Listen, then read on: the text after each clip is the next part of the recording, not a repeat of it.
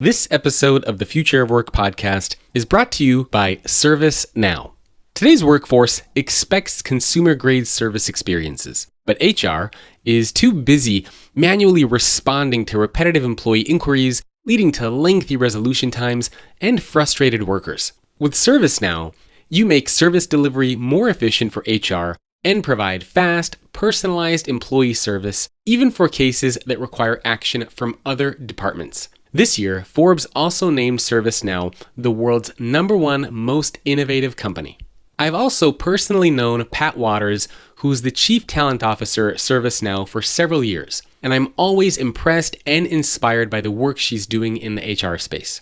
According to their CEO, John Donahoe, not only is ServiceNow helping to make the world of work better for people, but they're leading by example in using their own technology and platform to drive a truly digital and employee-centric experience within their organization. You can learn more by visiting servicenow.com/HR. And of course, don't forget to subscribe to the newsletter to get access to the podcast episodes right when they are released, along with transcripts, free training videos I create, and a bunch of other fun stuff. You can do that at thefutureorganization.com/newsletter. If you look at the most important companies in the world, if you look at the companies that we tend to talk about in the news and in the areas that are really driving industry, the new reality is that companies are realizing that they win or lose on their people. It's really that simple. I think 50 years ago, companies might have talked about their financing strategy or their supply chain or their real estate, and now CEOs talk about their teams. And I think that that's created a huge appetite for innovation in the HR function in terms of how companies are recruiting, about how they're investing in their own people, in terms of how they're upskilling and reskilling, in terms of the perks and benefits that they offer their teams. That's Dan Shapiro, VP of Talent Solutions, Careers, and Learning at LinkedIn, where he has worked for the last 10 years. Prior to LinkedIn, Dan worked as a manager for Bain & Company and as an advisor for Dropbox. In my most recent book, LinkedIn scored as one of the world's top companies for employee experience out of the 252 companies that I looked at. Today's discussion is all about talent, and this is definitely not a topic for just HR people. We talk about the top talent trends that Dan and his team are paying attention to, job hopping, how LinkedIn thinks about perks and benefits, how the employment landscape is changing, and what this means for how we have to think about navigating our own careers. I also end our conversation with the fun rapid-fire questions where you will get to hear Dan's most embarrassing moment at work. In a world where talent is the most important asset of a company, it's how you win or lose. It's everyone's challenge. It's not an HR thing. Talent is for every leader at the company, for every member of every team. And I think the first thing I would encourage everyone to do is figure out what your role is going to be in making your company a great place to work, make your company an employer of choice amongst the talent you care about, because ultimately it's how you win. This is Jacob Morgan, best-selling author, speaker, and futurist. Welcome to the Future of Work podcast, where every week I speak with C-level executives, business leaders, and authors to explore how the workplace is changing and what the future of work is going to look like. The goal of this show is to give you the insights, the ideas, and the inspiration to help future-proof your career and your organization. If you want to get access to more content, such as podcast transcriptions and information on working with me or having me keynote your next event, you can visit thefutureorganization.com. If you get a few seconds, please rate the podcast on iTunes or whatever your preferred channel is.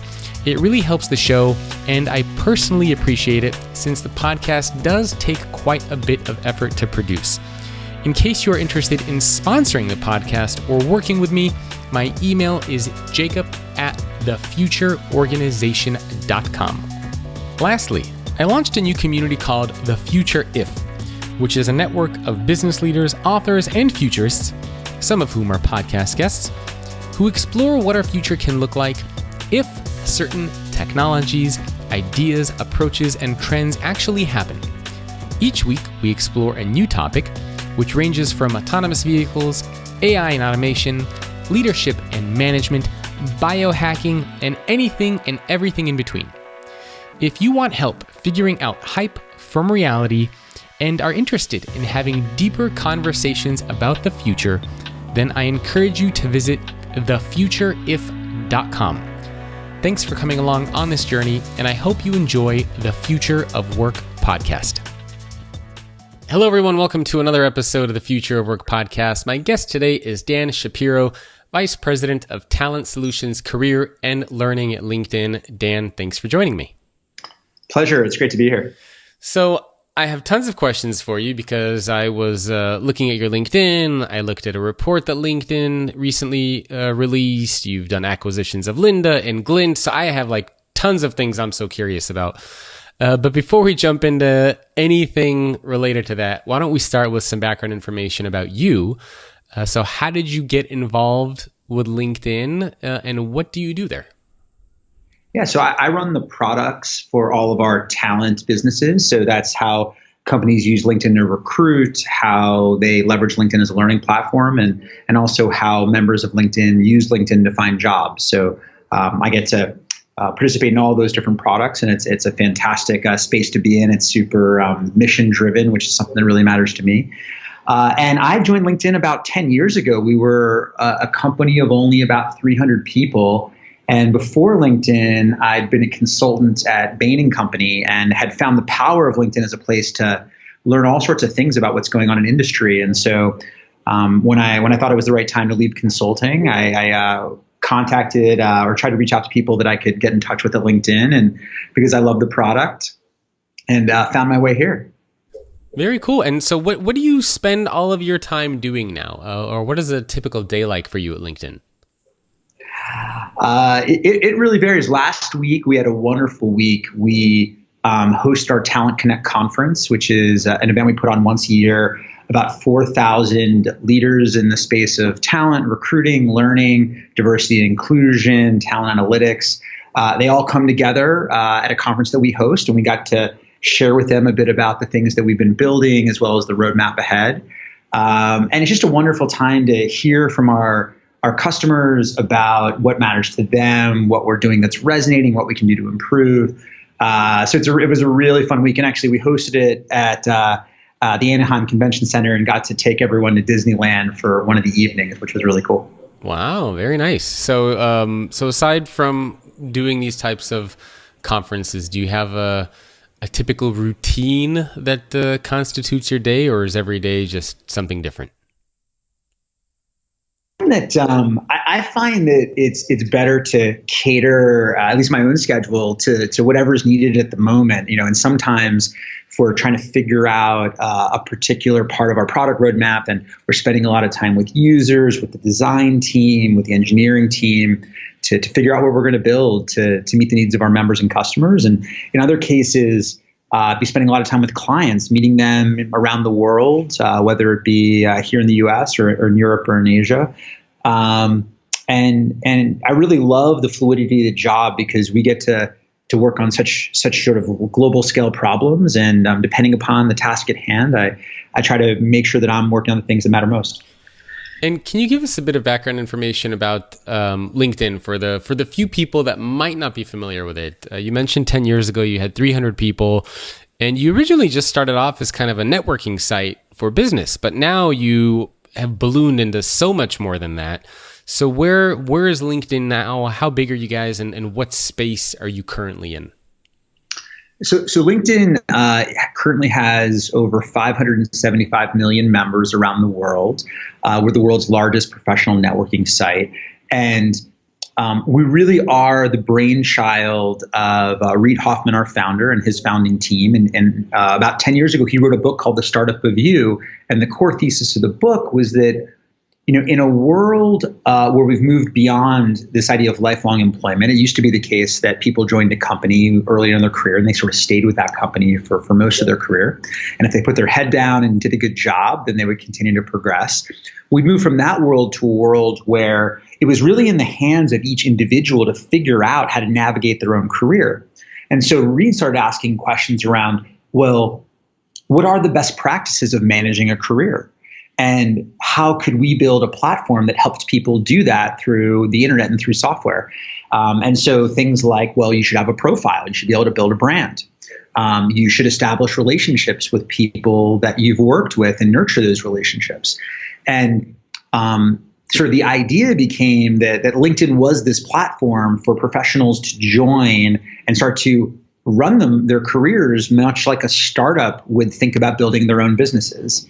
And over the course of LinkedIn's history of, those different capabilities have evolved. We've moved from being a place where it's really about building your profile and connecting to others.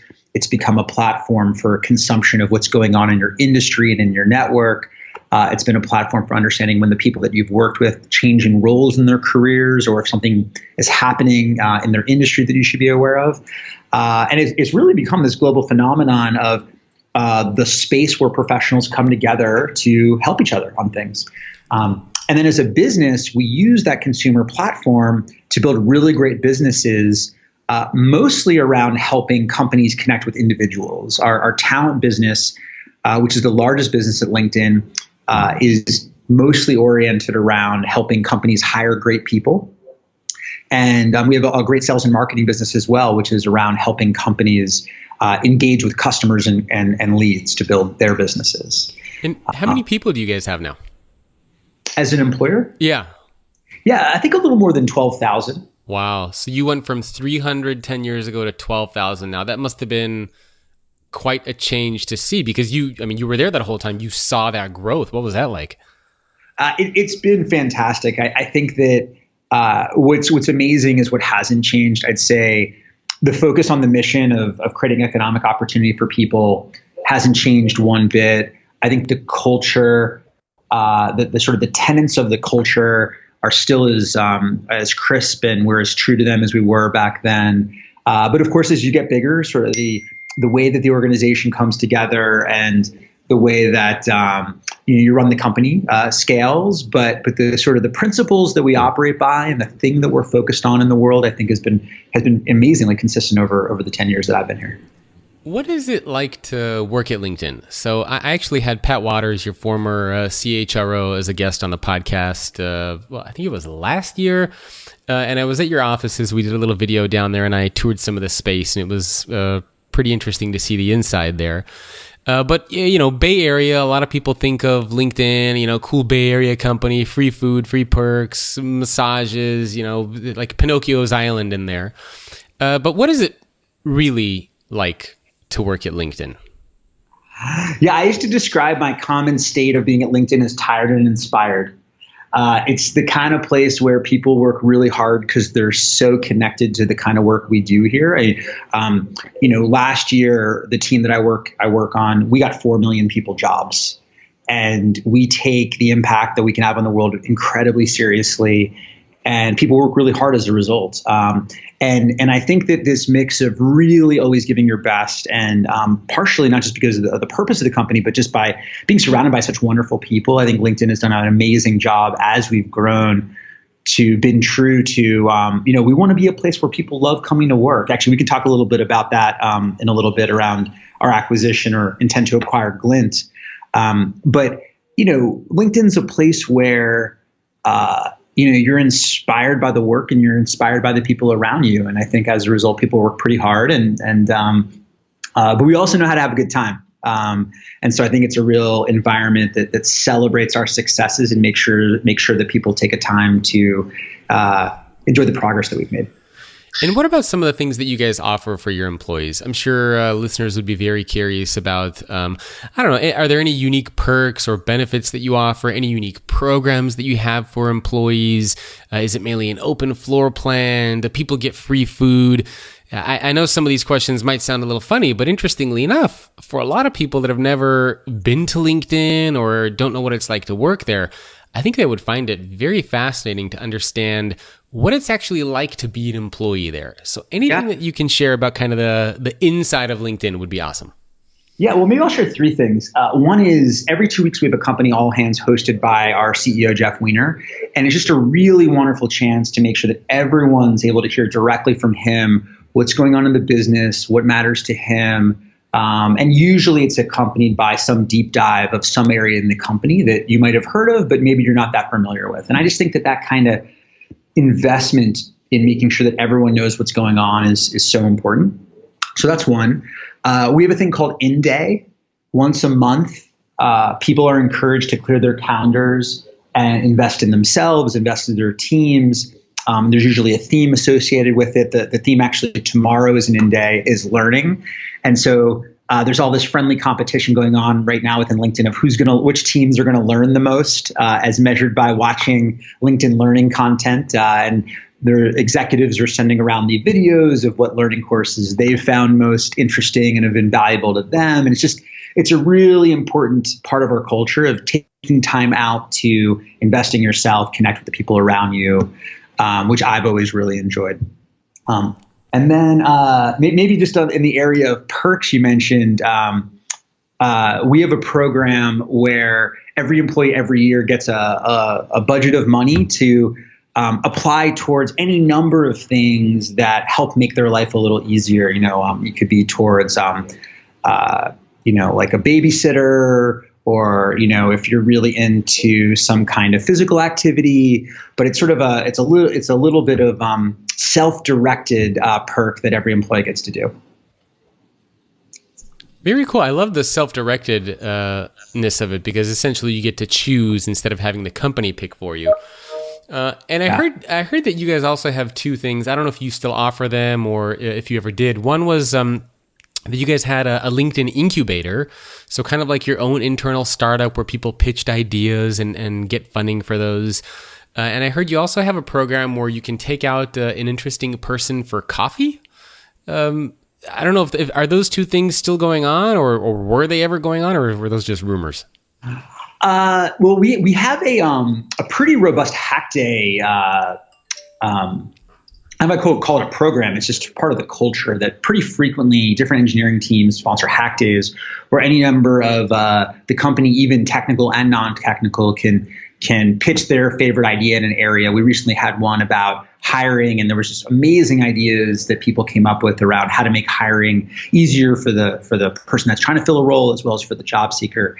And it's just cool to see people that don't work on those products come to the hack days and bring new creativity and new perspective, and also people that don't really have a technical background but still get to participate in the idea creation or some of the research around deciding which ideas are good ones worth proposing. So hack days have been a big part of our culture. I'm not sure I'm aware of your take an interesting person to coffee idea, but that may have been a rumor. That may have, that very well may have been a rumor that was started that somebody tweeted about. But I thought it was LinkedIn where somebody said that, like, on a regular basis, you're given a budget to take somebody out for coffee. Again, I don't know. Could just be one of those things that people share online. I don't know. I think that there's a huge encouragement to network throughout the company. And so maybe that's where it came from. But there's a lot, I would say, irrespective of program, there's a lot of coffee doing at LinkedIn for sure. Oh, I'm sure. Yeah. And I was in your, you guys have a gorgeous cafeteria there, the one that I was at in your Bay Area offices, which is fantastic. So cool. Well, thank you for sharing some information about LinkedIn. And maybe we can shift gears a little bit. And now to get your perspectives and thoughts on some of the research that you guys are doing just on the world of work.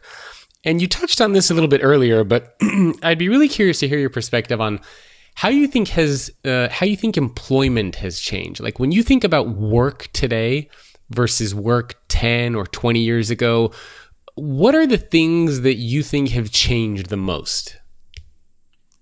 Yeah, I think it's a great question. I think it starts with two really fundamental things that are happening. I think the first is, if you look at the most important companies in the world, if you look at the companies that we tend to talk about in the news and in the areas that are really driving industry, the new reality is that companies are realizing that they win or lose on their people.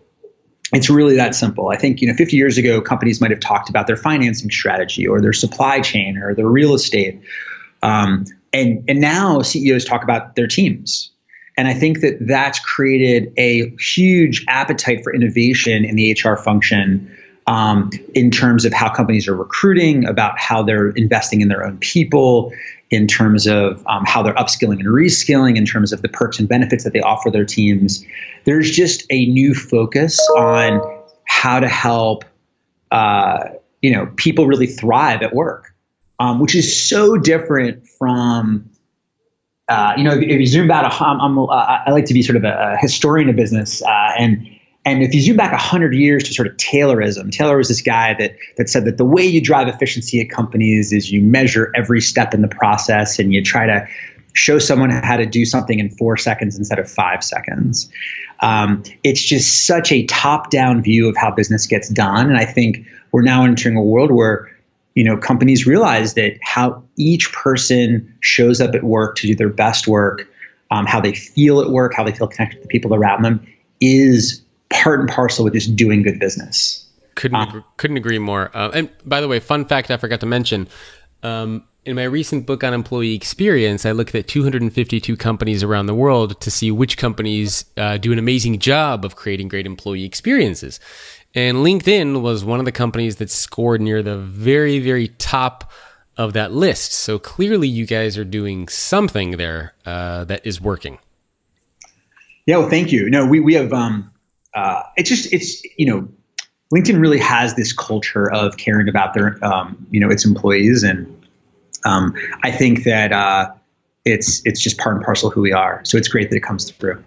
I also think that, that belief in the importance of how people feel at work is really what started our conversations with Glint, which is a company that we recently announced our intent to acquire. We started as a customer of Glint. And for those of you that don't know what Glint does, they're a piece of software that allows you to survey your employees to understand how they feel about work and the various dimensions of their work life.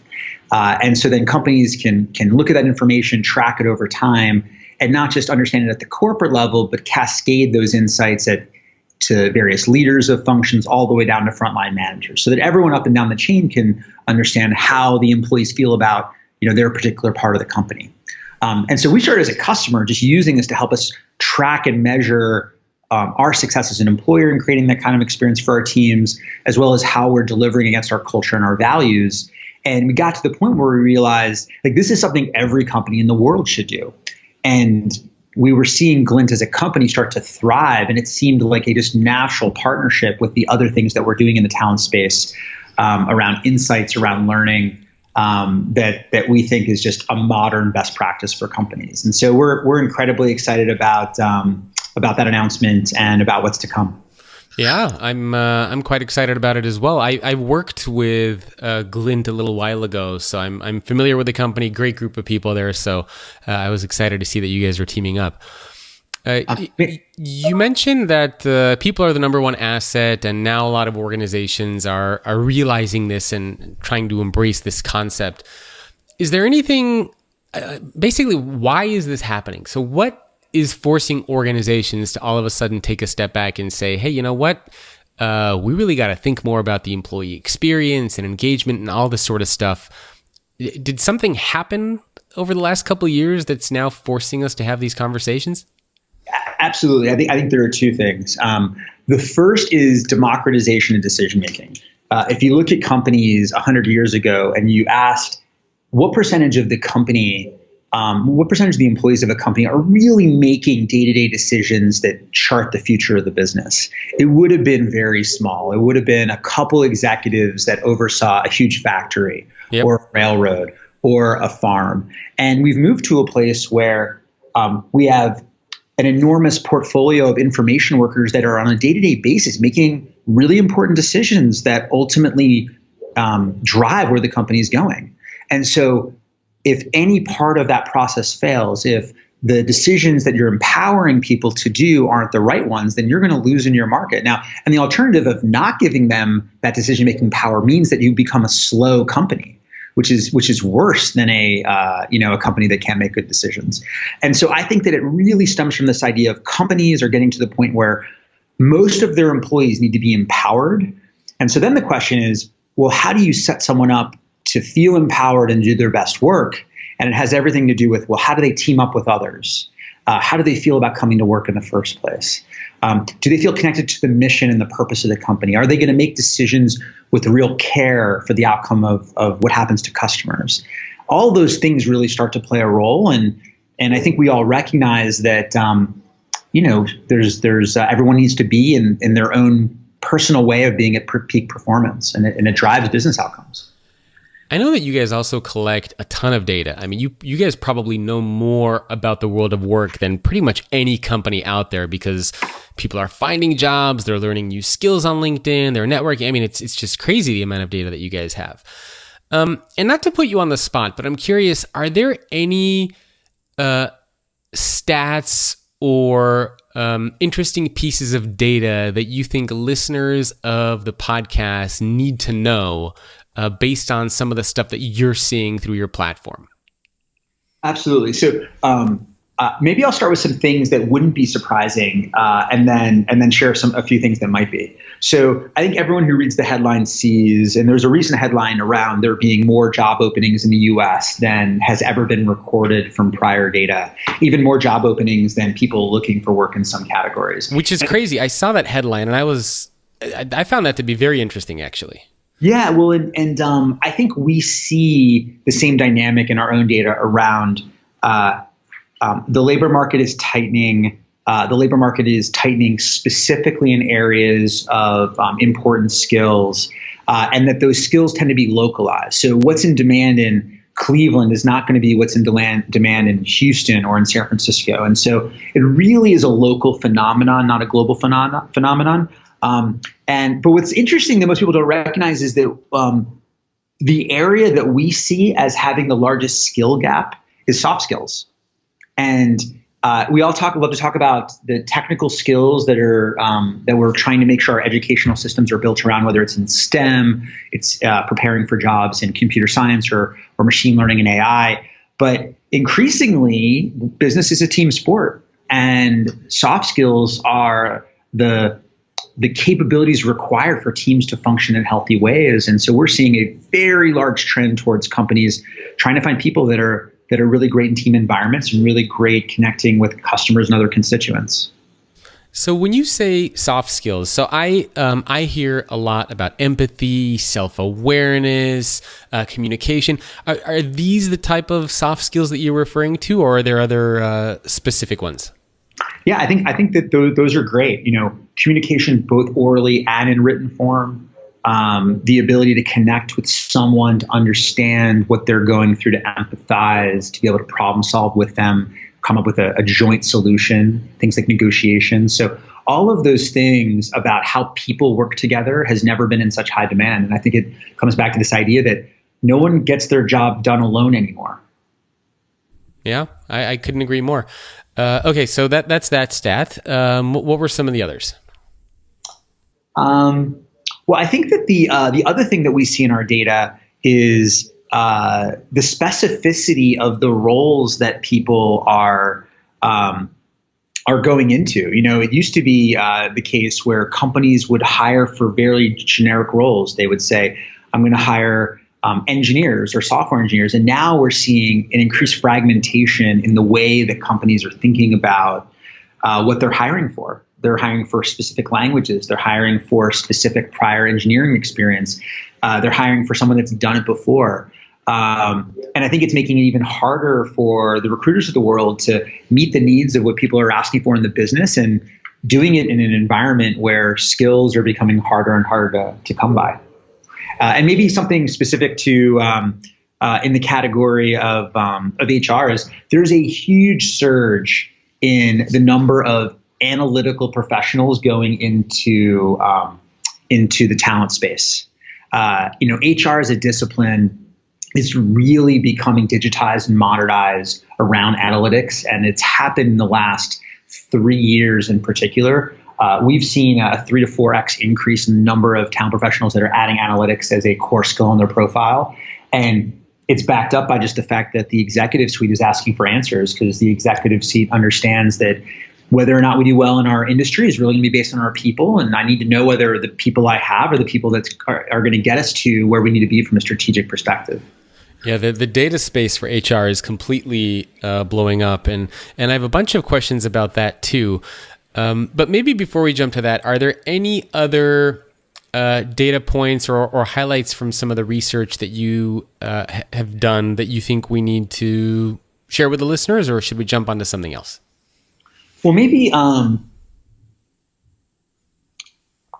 think that maybe zooming out to a point you asked before of what are like the big things going on. I think there is a just fundamental shift going on of how the millennial generation thinks about managing their careers. I was just going to ask you about millennials after this. Yeah. I'm glad you brought that up. Yeah, well, it's funny if you talk to Gen Xers or people that are millennials, and you say like, what are the adjectives you use to define, like what millennials are? I feel like they use these terrible words. They're like, they're entitled, or they're, they expect something before that they've earned it or something like that. I hear that a lot as well. And I completely disagree. I think that they are rational and they understand career management better than the generation before them. And here's what a smart person managing their career first figures out. The first thing they figure out is that every step in my career is on a path to the next set of things beyond that.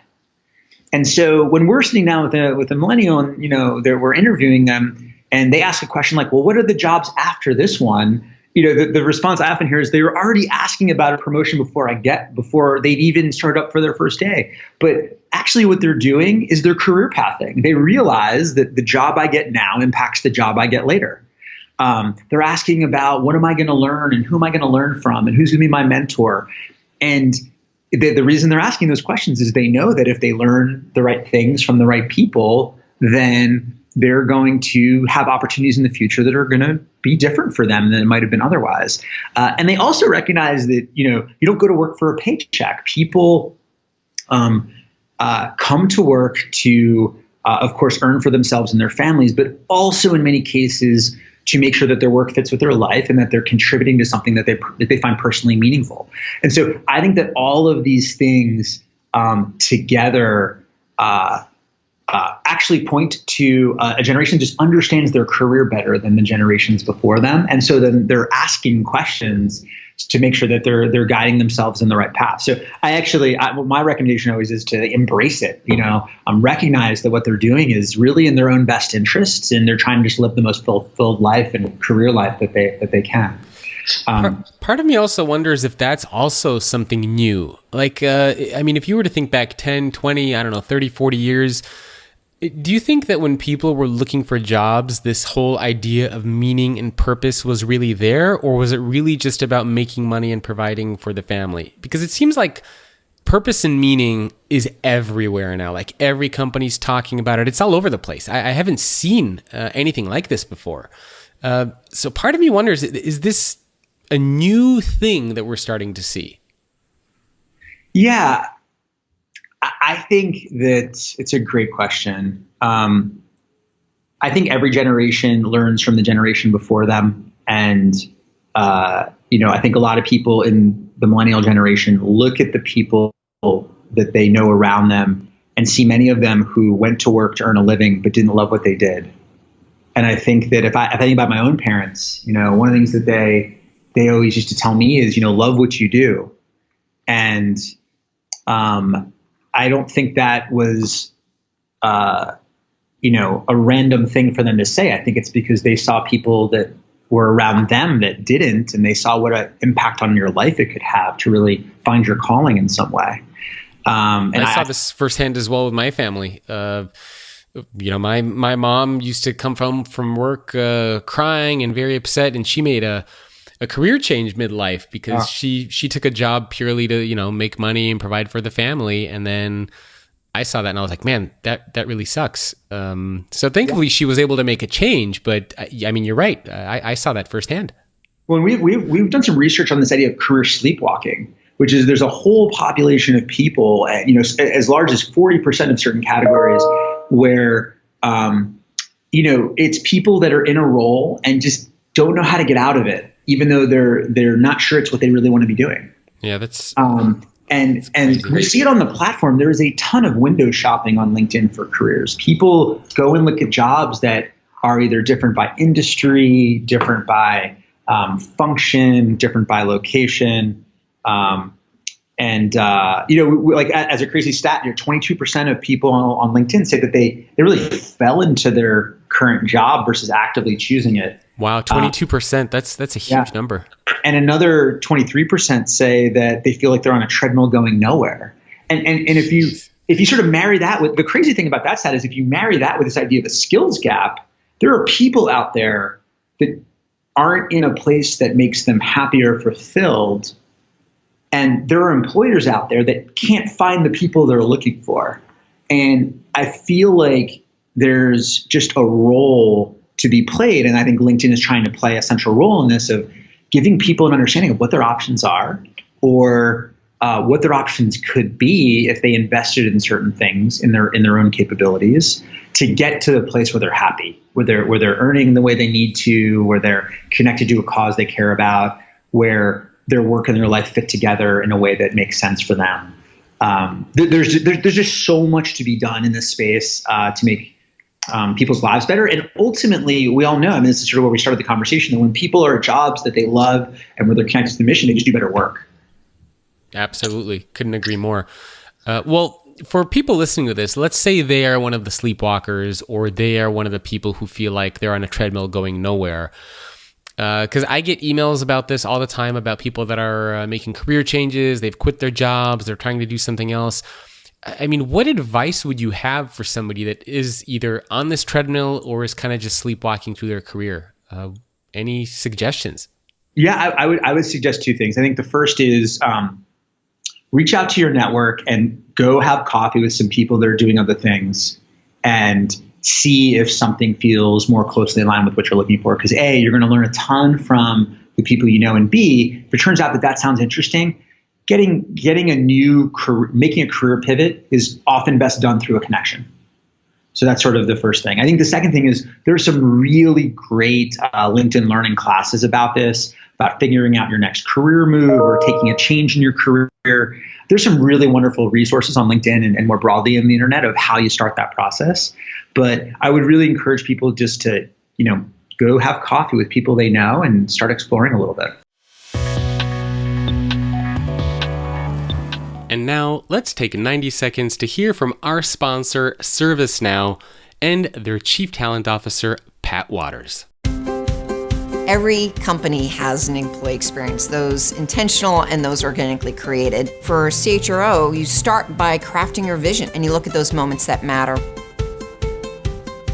They look at what is the business problem or opportunity they're trying to achieve, and they craft their talent strategies to not only achieve that goal, but actually to set themselves apart differentially in the marketplace to attract great talent.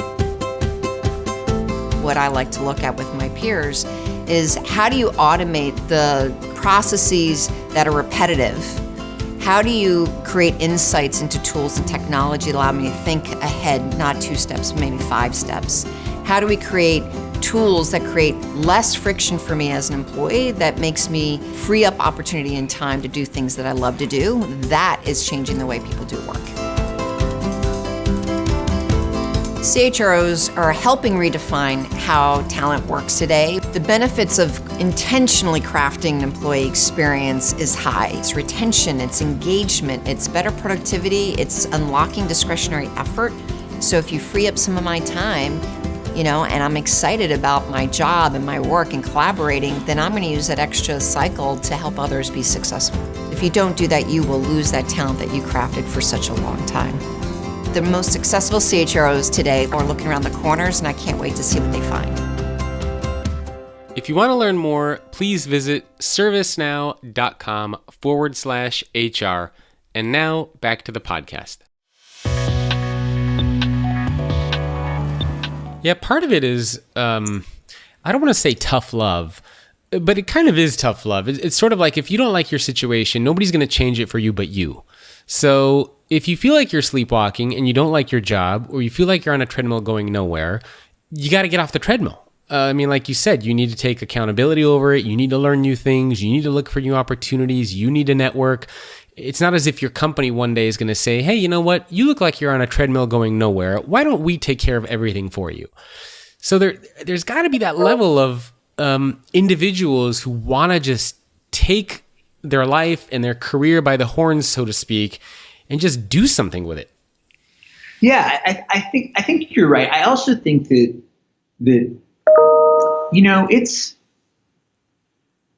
I think a lot of people just don't have the confidence to think that they can do it. Yeah, that's very true. They have families, they're earning, they're paying their bills, they're trying to send their kids to, the soccer camp that they wanted to go to with their friends. And there's just practical considerations of how do I actually make this all work within my situation?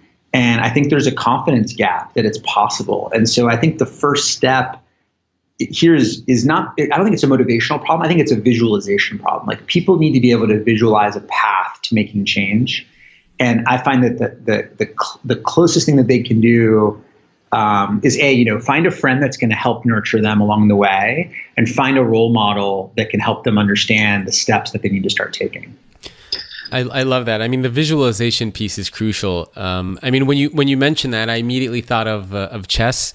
So people that listen to the podcast know that I'm a bit obsessed with chess, and visualization is a big part of the game, because you can't just start randomly moving the pieces on the board, but every time you make a move, you have to try to figure out what is your opponent going to do, what are you going to do as a result, and you have to kind of visualize all these moves in your head before you actually make the move. Yeah. And so when you said visualization, I immediately thought of that. And I think the same is true for work and career. It's sort of mentally picturing what that might look like and then taking those steps. So I think that's a great piece of advice. Yeah, well, and I actually made a pretty big career pivot at LinkedIn about 5 years ago. I spent my first 5 years at LinkedIn in the go-to-market team, running a sales organization for how we sold products to recruiting organizations. And it was a big team around the world. And after about 5 years of doing that, I realized, based on some conversations with our CEO, Jeff, and others, that I really should learn about product management. I was passionate about it. I realized it was a skill that I needed in my career. And, but no one had ever gone through that transition at LinkedIn, and very few people ever go through that transition. And really the way to do it at LinkedIn, if you want to learn how to build a great product, is to build a great product, to really come in at the bottom and go through all the stages of how you think about what a product could be and how you make it real. But it was really scary because, at the time I was a vice president on the sales side with thousands of people that work for me, and going to just being an individual contributor on the product side.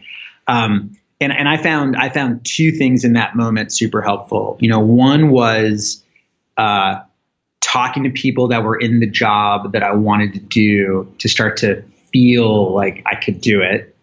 And then the second was a plan B. I think that knowing you've got a plan B if it doesn't work out is ultimately what gives you the confidence to swing away. Because if you miss, and which happens, then you've thought through how to get yourself back to where you need to be. What was your plan B, out of curiosity? I think to go back to a similar role that I had before, to go back and lead a sales team at LinkedIn or elsewhere. But just knowing that I kind of had thought that through, and I thought through whether I could do that if it didn't work out, was really relaxed. It helped take the anxiety away of what I was about to undergo. Yeah. I completely understand. I'm also really curious, do you guys have any data? Because I hear this question come up a lot on either job hopping or on tenure. So for example, people that maybe have not been in the workforce for a year or two that now want to get back in the workforce, or people that keep changing jobs on a regular basis. Are you guys seeing any data on that, or is it happening a lot, or is there a stigma associated with any of those things, or maybe you guys don't know? I don't know. Yeah, so it is definitely true that people who are millennials switch jobs more frequently than the generation before them. But actually what's funny is when we did the research and we correlated it back to what were Gen Xers like right after school, we see that a big portion of the delta between millennials and the next generation It's just that they're younger. Like people early in their careers tend to change jobs a lot more frequently. So millennials are switching jobs a lot more, but most of that is just the fact that they're younger, like the generations that happened before them. I'm glad you said that. It's sort of like when you were that age, you would do the same thing too.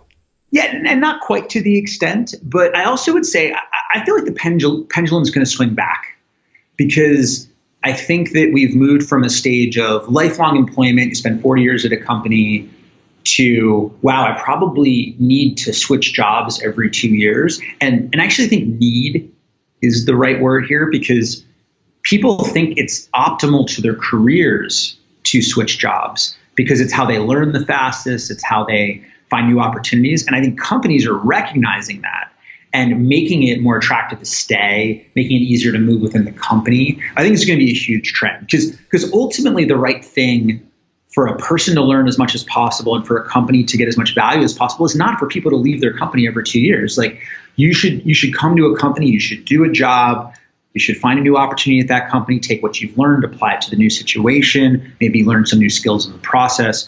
I think we're going to find a situation where there's much more liquidity in the internal talent marketplaces at companies, because it's just good business and it's actually good learning, because when you're trying to learn new things, it's great to have a body of experience from that context to bring in. It gives you something to add even while you're learning so many things that you haven't done before. Yep. So I think you're going to see a lot of investment in companies making the most of development of their own internal teams.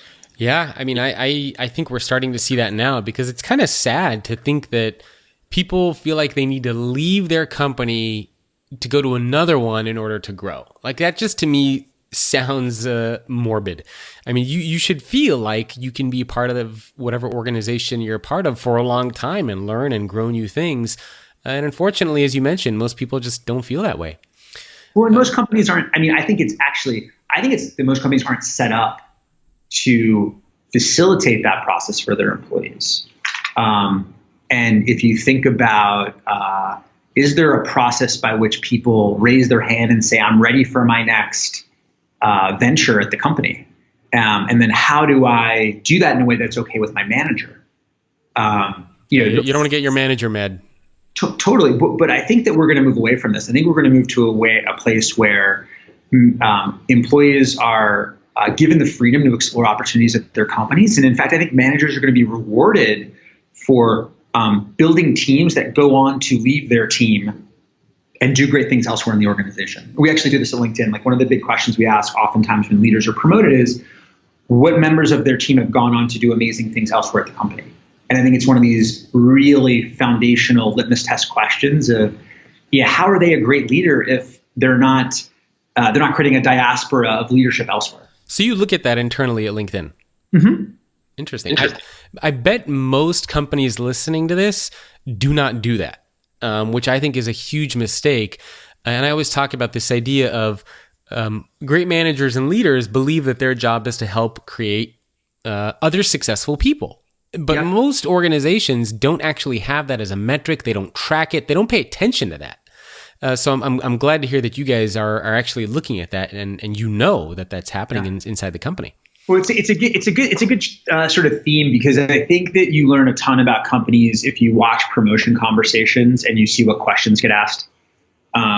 Like, okay, so-and-so is about, are they ready for promotion? There's always 3 or 4 questions that are always that get brought up, and they tend to be very organizationally specific. And even, within a company, my guess is across different functions, they have different rubrics for asking about whether someone's ready for that next step. I think those questions are everything. I think, and my guess is there are a lot of companies out there that aren't even aware that there are a set of questions that they're always asking that essentially define who gets ahead and who doesn't. Yep, absolutely. Well, kind of shifting gears a little bit, I'm curious because this topic comes up quite a bit, and then we'll jump to the HR and analytics stuff. Do you guys do internal annual performance reviews and annual engagement surveys, or how do you approach that inside of LinkedIn? Yeah, we do twice a year. We do engagement surveys, and on our performance review, we have an official performance we do once a year. But we encourage basically monthly and quarterly career check-ins between managers and their employees, and there's like I'd say an informal but written check-in that happens twice a year. Because you've heard a lot of the conversations, I'm sure, about this, right? Where a lot of companies are saying, we're getting rid of performance reviews, but then Facebook said, we're keeping our performance reviews. So I find a lot of organizations are they're very confused with, do we need performance reviews? Should we be getting rid of them? I mean, what do you think about that? Yeah, so I'll share my own leadership, like what works for me as a leader, and I think that I think this is good practice. I think first of all, I believe that you don't give feedback periodically. You give it in the moment as quickly as possible with as little judgment as possible. So I actually think one of the challenges with performance reviews is it mixes feedback with judgment. And if you had someone in your team that was just in a meeting and they did something that you saw them do and you thought maybe there was another way to do it, I think when the meeting's over, you pull them aside. I saw you do this. I think there was a better way. But it's not about judging them. It's about awareness of something that could be better. And so I think that should be happening all the time as much as possible, to the point where it doesn't feel like feedback anymore. It just feels like your dialogue with your team. I think in addition to that, I find it useful to once a year, force myself to write down how I feel someone's doing and sit down with them, read the words together, and make sure we're on the same page. I don't know. I haven't found a good way to replace that moment of clarity that I think is so important between managers and their teams, so that everyone's on the same page about, where they're doing great work, how you see the great work showing up, and also, where they can work on. So I really think that a balance between those two modes works really well for me. Yeah, you mentioned something interesting, is that you give feedback on a regular basis, but the actual review is once a year. And I think most companies, as you mentioned, they mix that up, where they only give feedback once a year and they only give the review once a year. But it sounds like a more effective approach might be give feedback all the time on an ongoing basis, have those conversations. But as far as the full-on performance review, when you need to get a raise, that sort of stuff, that can still be done once a year, as long as the feedback is done on an ongoing basis. So separating, as you said, judgment from feedback. Yeah, I think that's great. And also, even just calling it feedback feels so, it's coaching, right? You see someone do something and you think maybe there's a way to do it better. Yep. Couldn't agree more. All right. So I want to shift gears a little bit because we don't have too much time left. And it's looking at the future of HR. And the first question I have for you on this is, some people listening to this podcast are in HR, but some are also not in HR. They might be just general management or IT or facilities or who knows what else. So what do you think non-HR people need to understand about HR? Well, I think the first thing is, and I think people know this, but that in a world where talent is the most important asset of a company, it's how you win or lose. It's everyone's challenge. It's not an HR thing. Talent is for every leader at the company, for every member of every team. And I think the first thing I would encourage everyone to do is figure out what your role is going to be in making your company a great place to work, make your company an employer of choice amongst the talent you care about, because ultimately it's how you win. And so I would say, figure out your role is the first thing. I think the second is, figure out how to measure whether you think your team is in a healthy place. Are you able to hire the people you need? Are you keeping the people that you value? Are people showing up to work inspired and empowered to do their best? And so I would ask a measurement question. I think if HR has been plagued by one thing, it's been inability to measure the health of the organization and inability to measure how your company compares to others. And I think that those problems are being solved. And so I think there are new disciplines to start to bring into the fold here. How do you think the role of HR is changing? Because originally, a lot of people assume HR is just where you go when you're in trouble, where you go to get a paycheck, where you go to interview. But it feels like in a lot of organizations, HR is becoming something totally different. And even in the future, in the next 5 to 10 years, it's going to evolve into something even greater. So what do you think the future of HR is? How is it changing?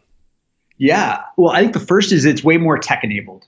I think that most organizations wouldn't think of HR as an innovation center for the company, and that is absolutely changing right now. There is a ton of investment going on in technology, in AI, in helping companies find the right people to hire, to evaluate the people that they already have. I think that that's only going to get better. It's only going to create a more fair ecosystem of how people connect with employers. So I think that there's a ton of great work happening there.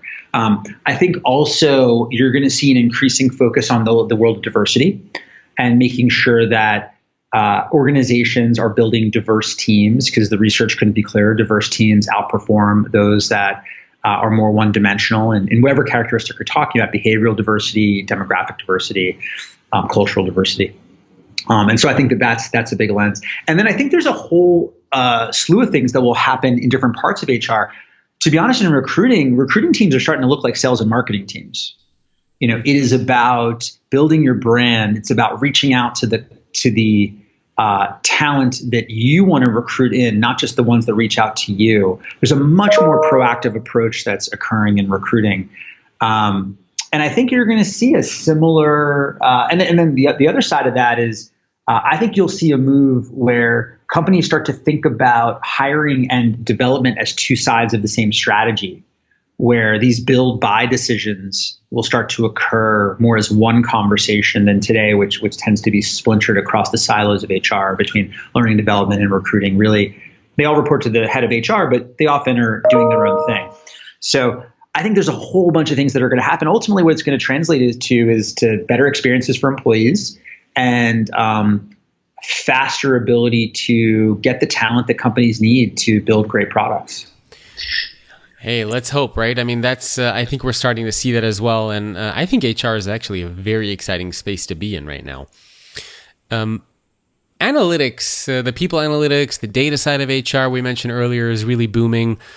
Yep. What are you seeing there? So why data and analytics? What is it being used for? And do you have any stories or examples you can share of how companies are using data and analytics in the HR space?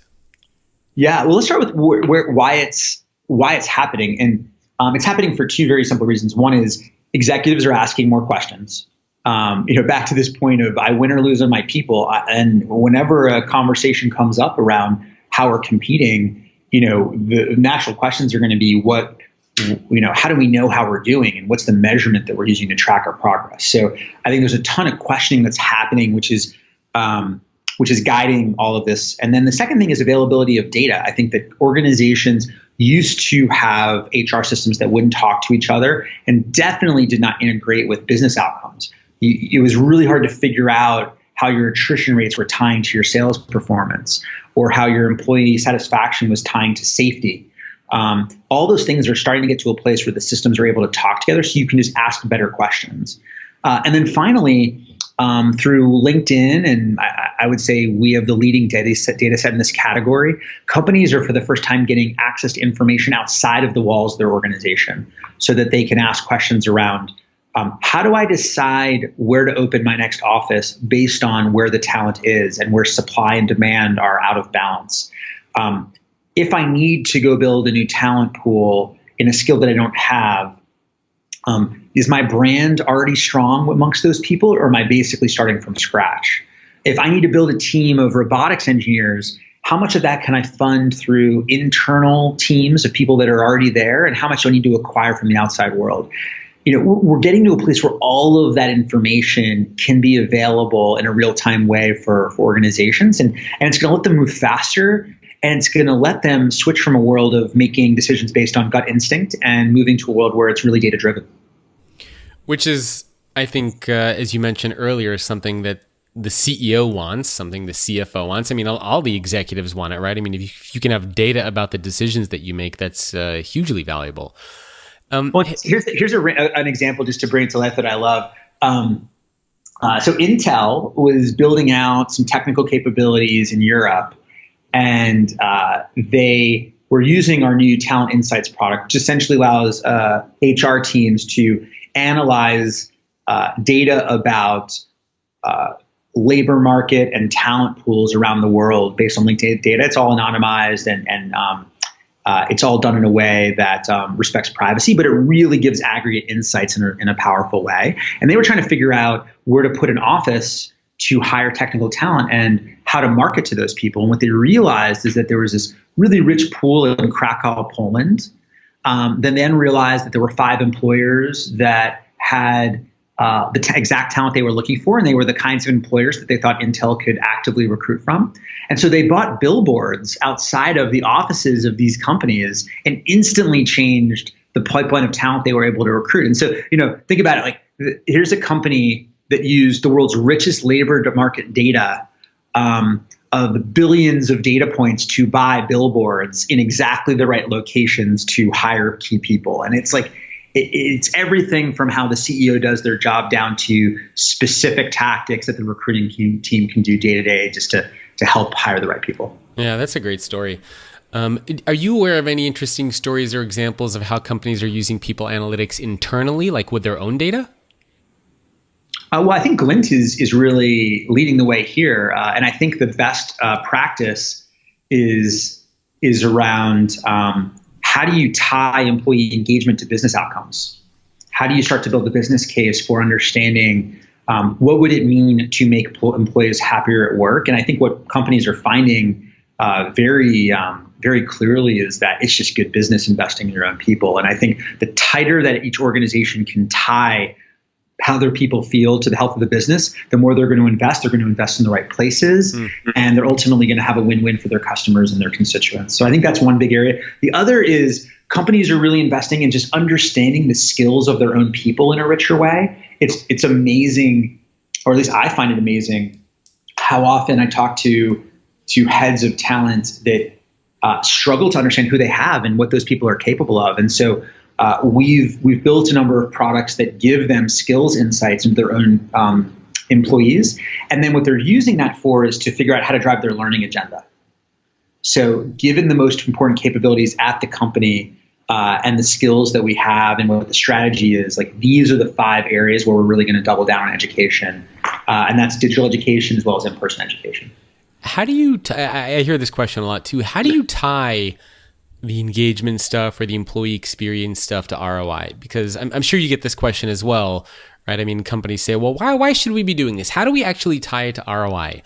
Is there a process, a formula? I mean, where can people get started if they want to justify the investment of these programs?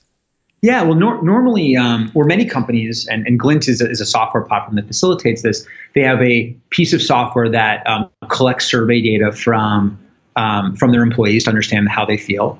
And then separately, they have some sort of business process system, whether it be a CRM that manages their sales pipeline or an ERP that measures the health of a factory floor in terms of how much it's producing. And there are now ways to take those 2 sets of data, whether it be around a location or a business unit or specific line of workers, and see how changes in one impacts the other. And it does take some data science at times to line the data up correctly. But what you wind up finding is these really beautiful correlations that tie back to this very simple idea: like happy people just do better work. And I think it's going to be a truth that we're going to realize is actually much stronger than we ever thought. It's fascinating what you can do with all the data that you collect. Well, one last question for you before I have just a couple rapid fire fun questions for you.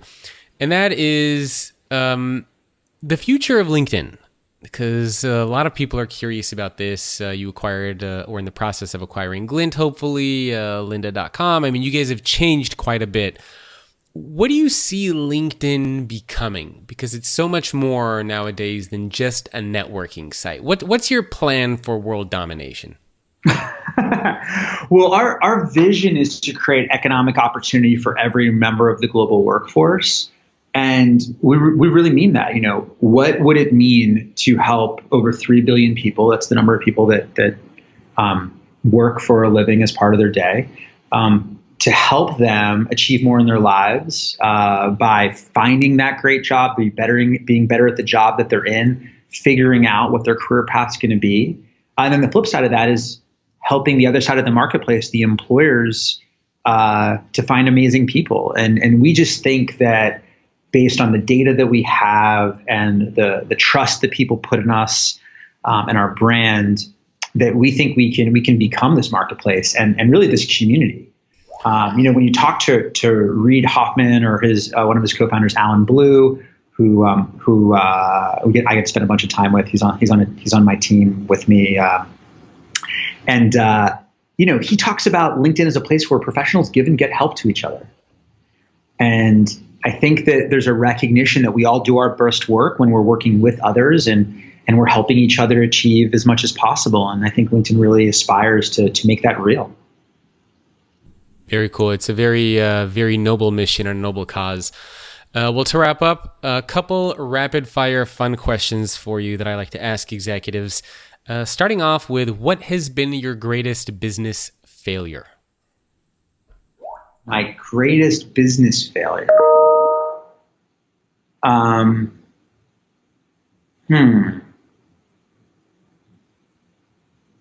Well, I would say actually, I don't know if it's my business failure, but when I was right out of college, I worked at a startup and actually wrote about this in my business school applications. I worked at a startup and I learned something I shouldn't have, that the company was going to lay off some people.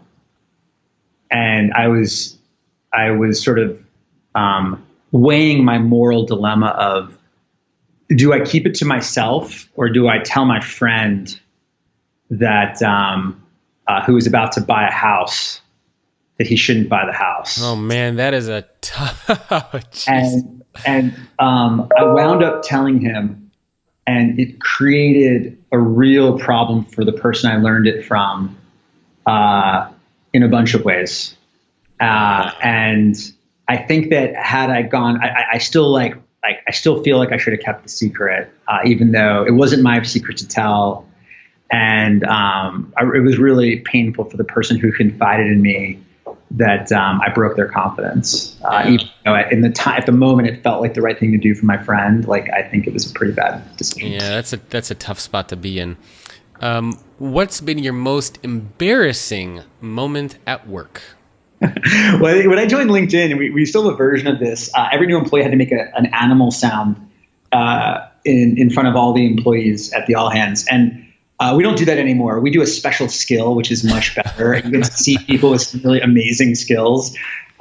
We had got jugglers and hula hoop artists and magicians and all sorts of fun things that people do. But I had to make an animal sound. And apparently my animal sound was so bad that they made me do it again.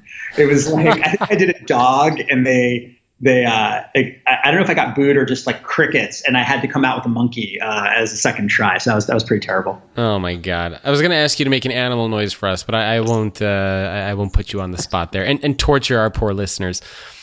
What are you most proud of?